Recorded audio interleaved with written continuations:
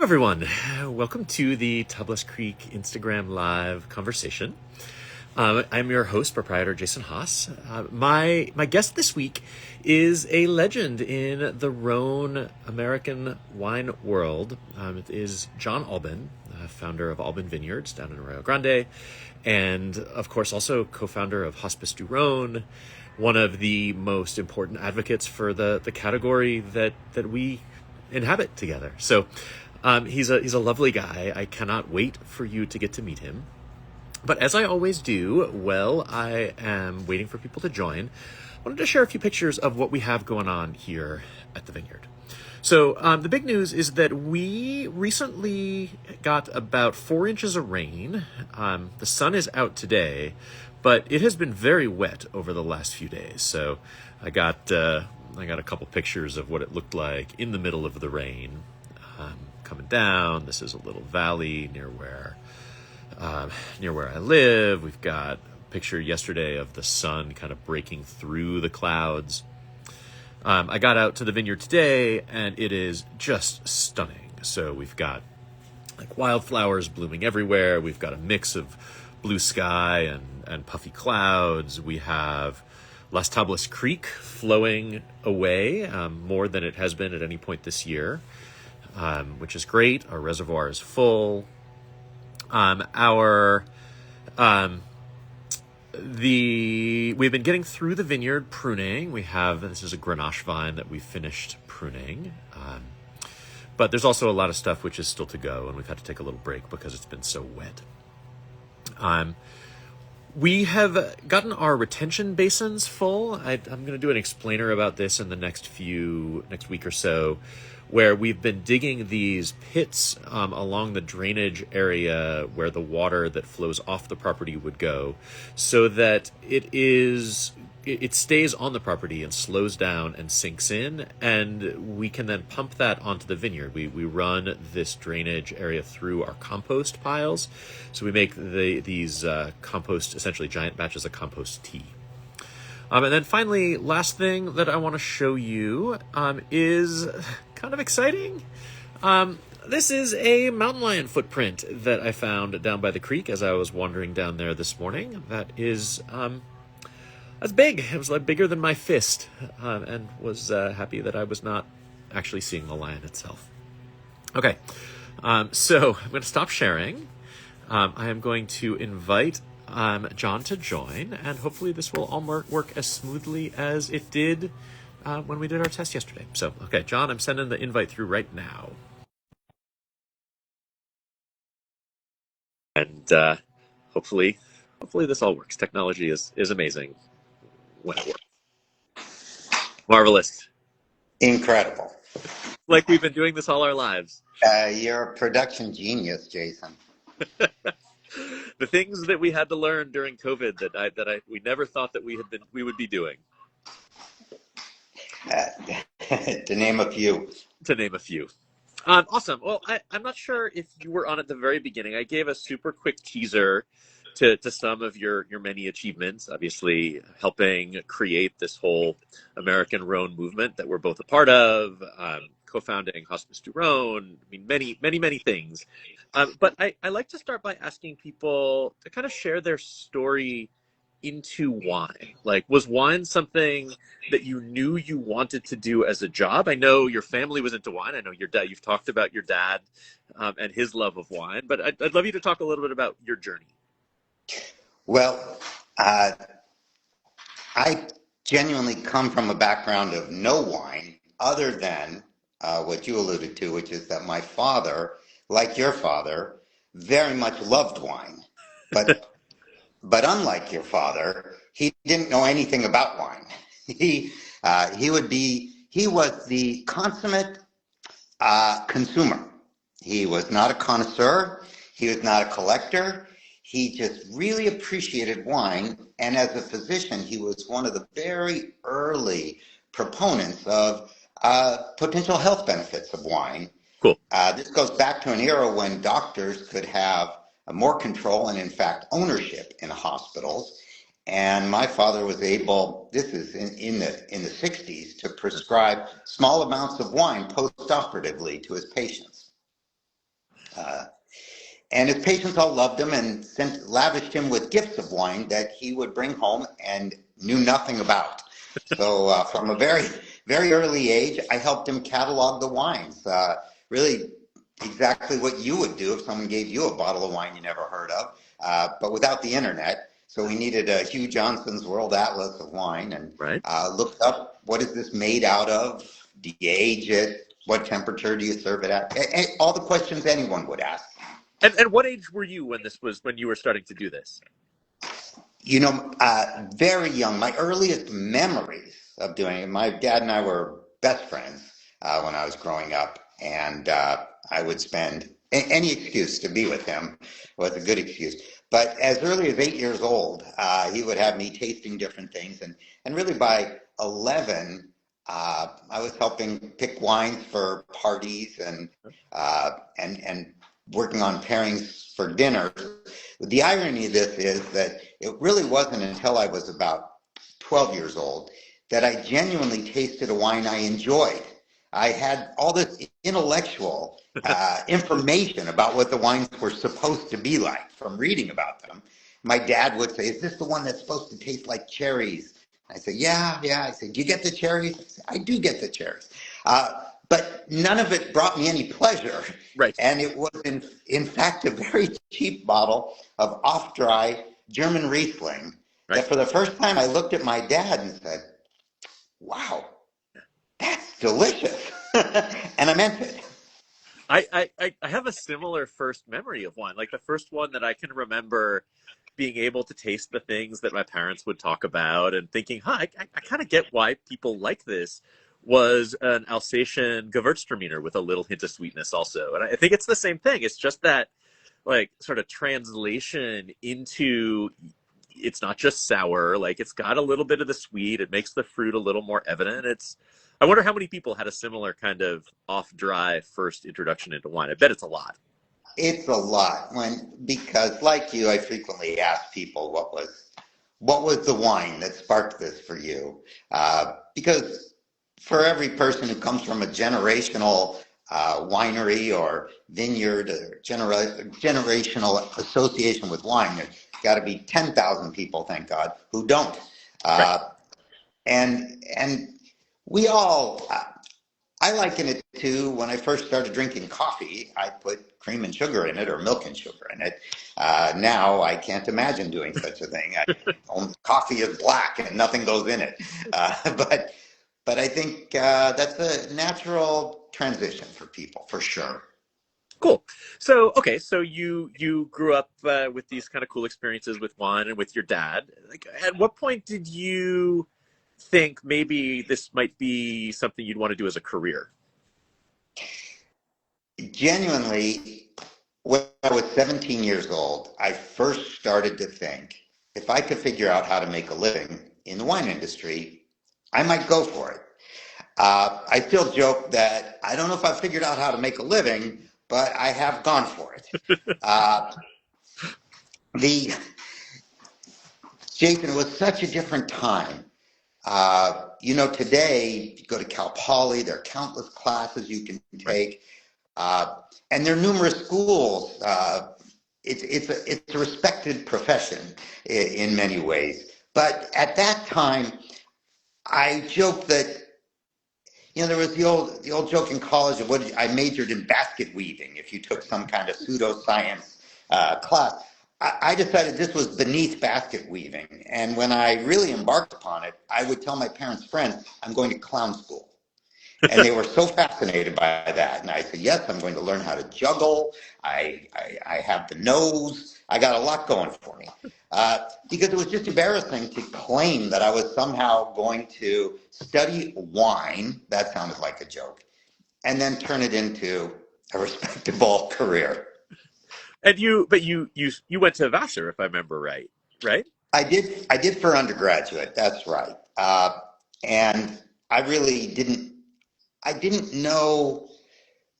I really didn't know what the pathway would be to even try to do this because, again, no association. I didn't know anyone who owned a vineyard. I didn't know anyone who worked in a vineyard. I knew I had no connection to our trade. Uh, at Vassar, by just kind of dumb luck, my advisor in physics, which was one of my majors, uh, was sort of a self-trained enologist, and he taught an elective class once a year in wine tasting, basically. And you had to be a senior to get in class. It was naturally quite popular. And I think he limited it to like 18 students or whatever he felt he could comfortably taste off of one bottle. Right.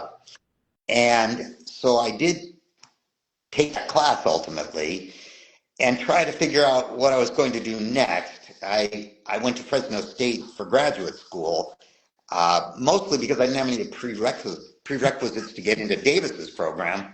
But I'm probably the only person alive who can tell you in great detail what the pros and cons are of each program, because I ultimately took virtually the entire enology curriculum at Fresno State and then at Davis. Perfect. And in case you're curious, I can tell you in a nutshell. Fresno State tells you everything you need to know how to do, but does not tell you why you're doing any of it. And Davis tells you why you should do countless things, but never shows you how to do any of them. So you got both sides. It's perfect. The programs have changed in the last 30 years, so but that's what they were. Cool. So, um, did you know, like, how early did you know that you wanted to focus on kind of the grapes outside, like Rhone varieties, grapes outside of what was really at that point what everybody was trying to do in California? It was two steps. The only reason I believed I could, in fact, find a way to make wine work for me was because growing up with all these gifts of wine that my dad got, hundreds and hundreds of grape varieties from all over the world. And then when he took us wine tasting in California, it didn't matter where we went, it was Cabernet and Chardonnay. And I, in a very simple way, thought we're clearly missing something. I likened Cabernet and Chardonnay to our chocolate and vanilla ice cream. They're wonderful flavors. They will endure forever, and they probably will always be the two most popular flavors of ice cream. But Baskin and Robbins proved there is room for other stuff.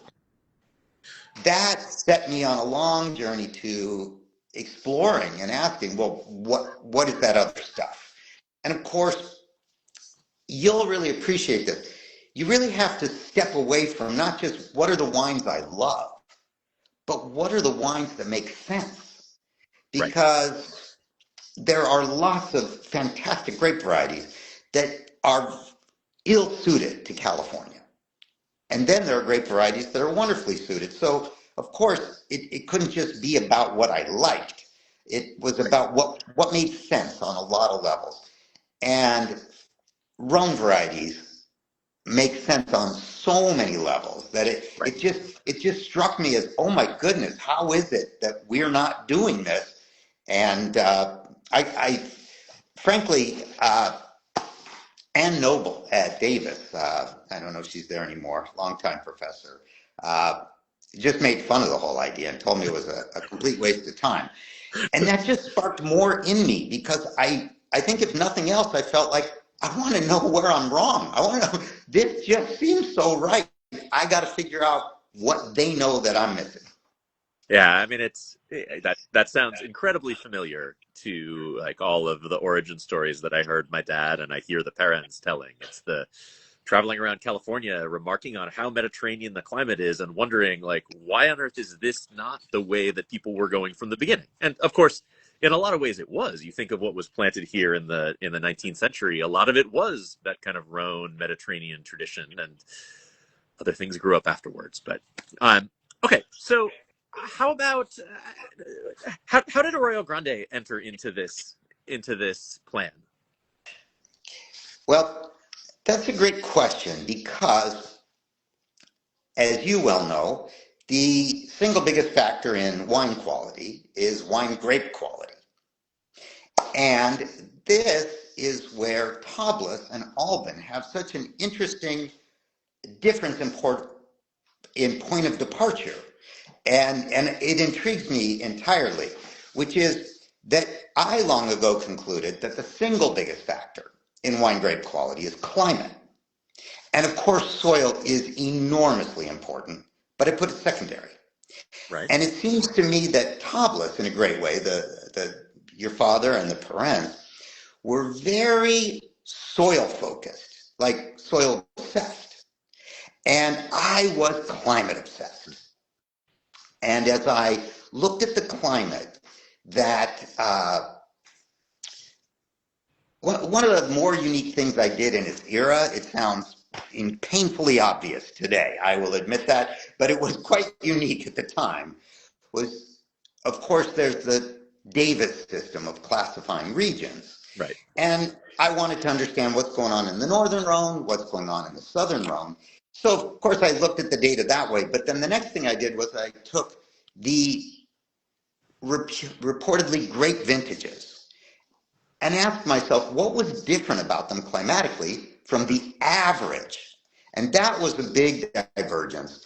And what you discover is now not a surprise at all, is that the great vintages are all unusually warm late in the growing season. If you can get warm spells in mid to late September through middle of October in there, you see exceptional vintages in Europe.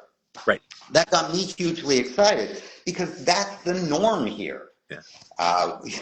We have so many terms, Indian summer, El Diablo, Santa Ana's, whatever. We have so many terms for it because it's commonplace for us. And that got me very excited. Then, of course, soil does matter enormously within that climate. What brought me to South San Luis Obispo County, the Edna Valley, I planted test blocks in numerous regions. I had grapes growing very close to you in the mid-'80s. I had grapes in the Hecker Pass area. I had grapes in what is now Santa Rita Hills. At the time, I just called it the Sanford and Benedict region. I think and frankly, all those areas have gone on to mountain wines out of Rhône varieties. But two things. The main thing, of course, were these test blocks. I just got very excited about what was happening in these Edna Valley blocks.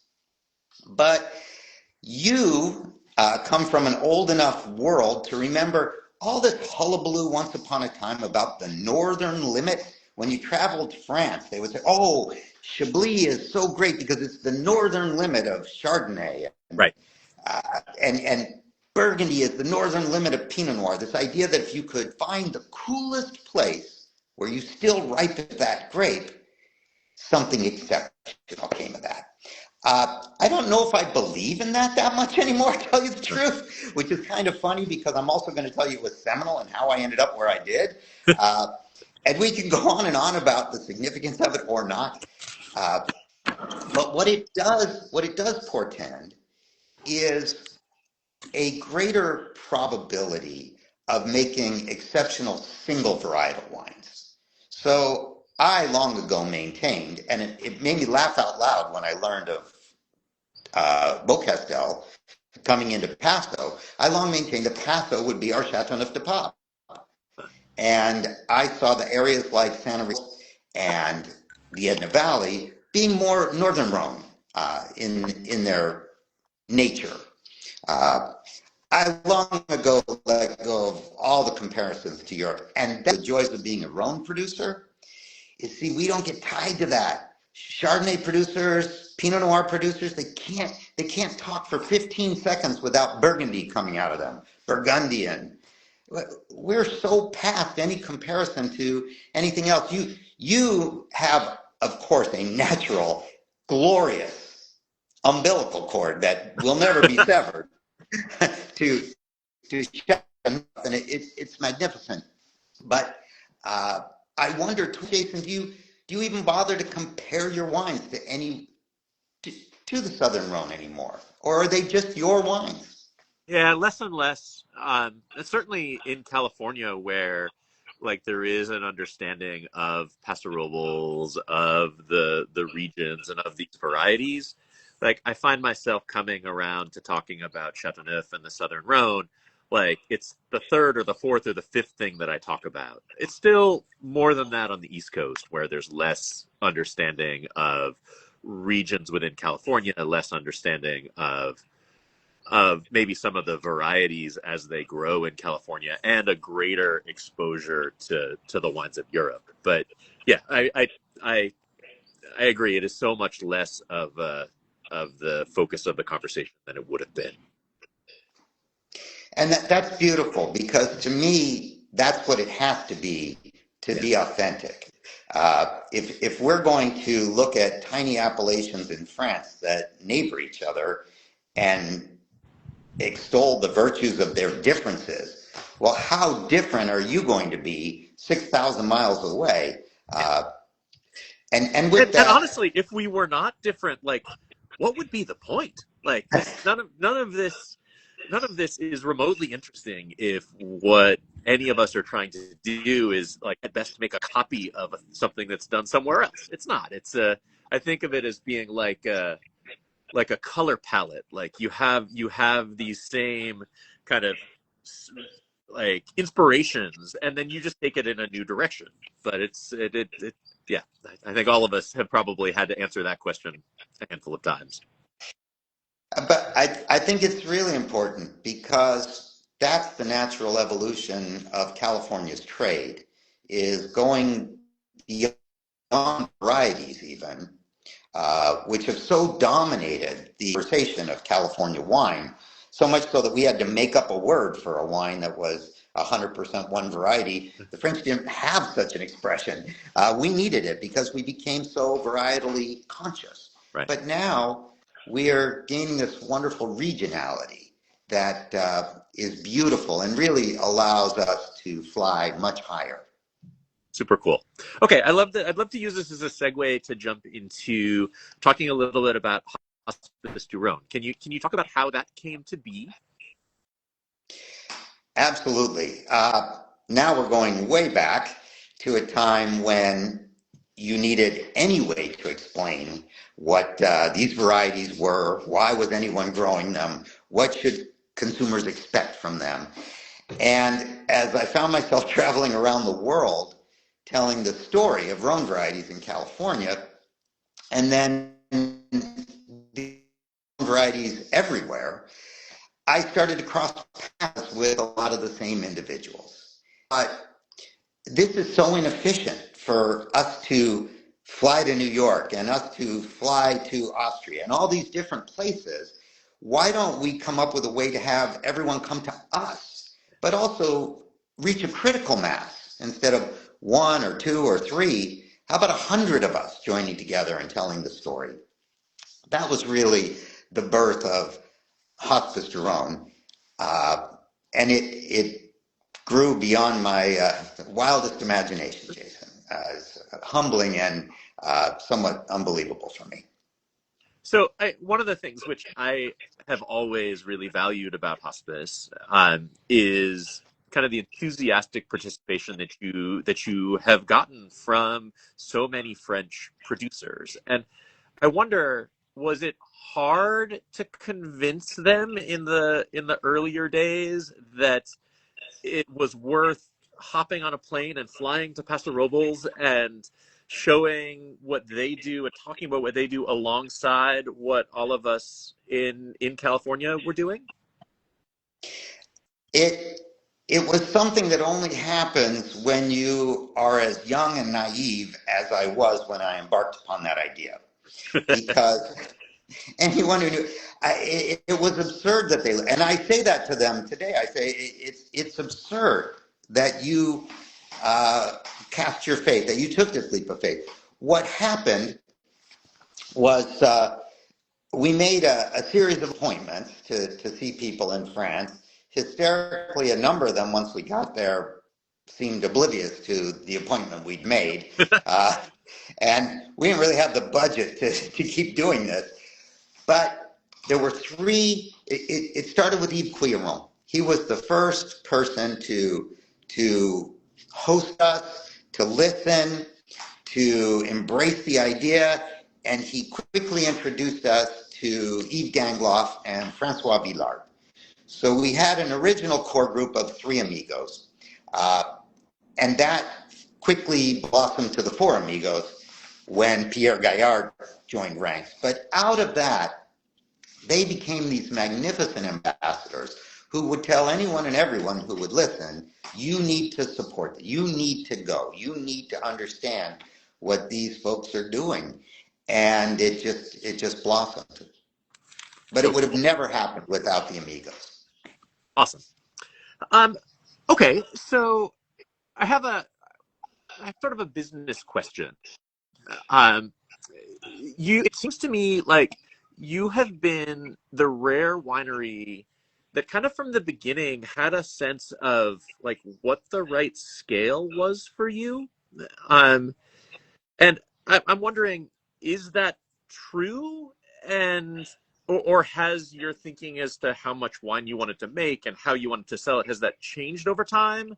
And if if I'm right and it is true, how did you know? Well, the moment you start talking business with me, you should just stop listening because I know very little about business. Uh, but I do certainly know what's happened with my so-called business. Jason, it's a great question. I started with sticks, just a handful of sticks. So, of course, I became obsessed with just propagating enough to make wine. And of course, you have to hit a certain quantum level of grapes just to make wine at a commercial quality level. You can't make less than a barrel plus topping wine Right. and not inherently compromise on the whole idea. Uh, so I was struggling just to get to that point. And then as I had more sticks, I would plant more acreage.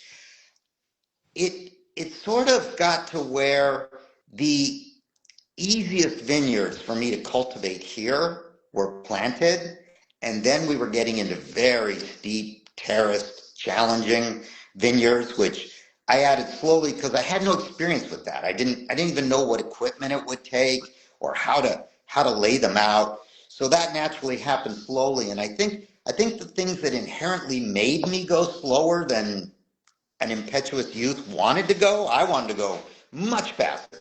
But the grapevines only go at the speed the grapevines go at. That natural biological parking brake that was put on me helped me sort of drop out of the plane with a parachute into how much wine, how fast I should elevate that amount and change it. Uh, it's a very pertinent conversation to me today because the biggest surprise and most wonderful thing that's happened to me professionally in the last 15 years is that our oldest son, Jared, works full time at the winery and wants to continue this legacy. It's overwhelmingly beautiful for me. And you won't know what it feels like till one of your children steps up, if it hasn't happened already, and starts to take over Tablas. Uh, but in that, those are questions now really for Jared of where where do you see this going, and what do you want to add to it? But you're right. I think a big part, Jason, is my years were so challenged by just getting through to the next year that I was super focused on what is it going to take to be sustainable? Not just sustainable in the new age, Right. sensitive farming sense, but in the made enough money to do it again next year, sustainable sense. But I never, so that was for a long time the metric of enough money. Uh, and I think with it, it's allowed me to focus really on what do we do best? And that's what we should build on. I love it. That's actually a good segue into the next question I had, which is that I always love that you have named several of your cuvées after family members, your mom, your dad, and your wife, and um, I'd love you to talk a little bit about family, particularly now as you do have a kid who has stepped um, into that work world with you. I don't know. Talk about how family has impacted your choices in your wine and your career. Eh, I will start by telling you that in the early years of trying to figure out how I was going to do this, I did my best to make what one might call a business plan. And for whatever reason, in that early business plan, I wrote somewhere, I will never name any of my wines for family members. I thought it was the silliest thing when people did that. And I had no intention of doing it. But the it happened incredibly organically, and genuinely with no intent. The brief story of that, because it doesn't really address your question, but I've kind of left it dangling, is okay, well then how did that happen? When I was laying out the vineyard here, I was mapping as best I could. There was this ridge, a very horse race at the time, whatever, wrote on the map, Riva's Ridge, which was a famous racehorse, spelled R-I-V-A. My mom's name is R-A, so I called it Riva's Ridge. Well, 7 years went by calling Riva, and calling barrels Riva, and now it was time to bottle it. It sort of made sense to call it Riva, because we'd been calling it that for all that time. I also, it's an unusual name. I didn't associate with the persons associated. Well, they're immediately associated with the person. My father, who looked at me and wanted to know when the next time was coming. Dad has a dual name in Seymour's, so I thought, it's kind of cool. So that made sense to me too, and I didn't really think through that I would soon have to explain that these are my parents, of course. Lorraine was genuinely intended as a one-off. I had this appendage to the Riva block that has a very unique soil type. It took years to get to a point where there'd be enough fruit to keep it separate. And when there was, it happened to coincide with me and this lovely girl named Lorraine getting married. So there was just enough wine to serve at our wedding, and I bottled it as Lorraine, really thinking it was a wedding wine. But 80% of our guests work in hospitality, and they all wanted to know about this wine, and it went on. The tie to what you're really asking is, I don't think you can do what we do, Jason, without your whole family immersed in it, for want of a better term, because you can't put time on it. If your wife is obsessed with, well, when are you going to be home? And what do you mean you're not going to be home till this time? So what are you doing? All of which is very uncomfortable. But for me, I couldn't have that sort of background noise and be as committed to what I needed to be. But my family completely understands it. They live it too. Keenan and Lorraine distribute wine. The world of wine is their life, and then they live here too, or did when Keenan was growing up. It really takes it. It overwhelms every part of your life. Can you separate your career, your job, from your family life, Jason? No, no, no. For better and for worse, that's an impossible thing to do. Yeah. So that family better be on board. Yeah, I love it. Okay, I have two sort of what's next questions. We're already at half an hour, which I can't believe it has flown by. But those two questions are essentially, what is next for Hospice du Rhône, and what is next for Alban Vineyards? What is next for Hospice du Rhône is the dream come true. At the end of March, we are doing our first event, full-blown event, in the Rhône. It took us almost 40 years to get Hospice du Rhône full-fledged to the Rhône Valley.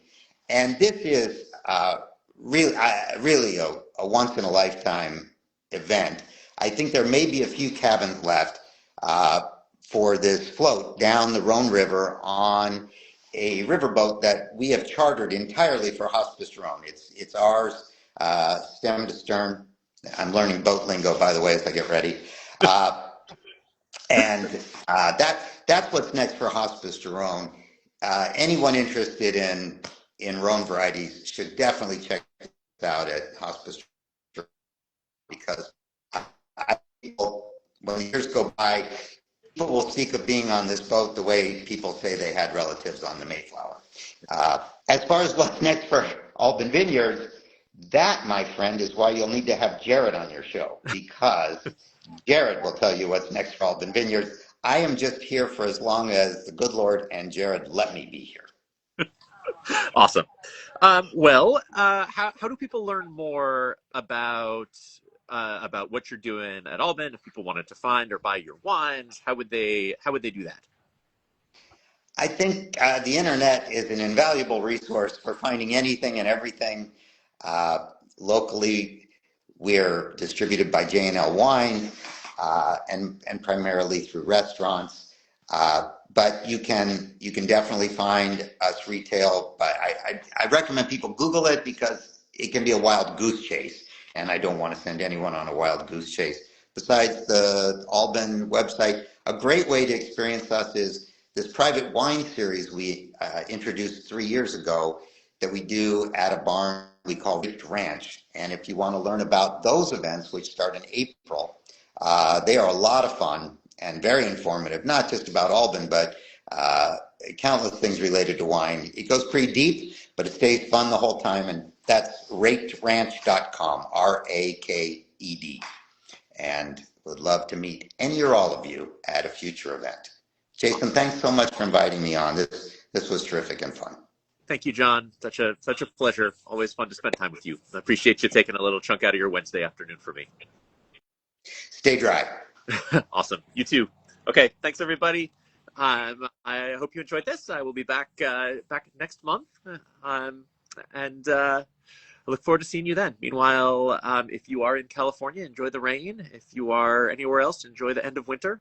And I'll see you soon. Cheers.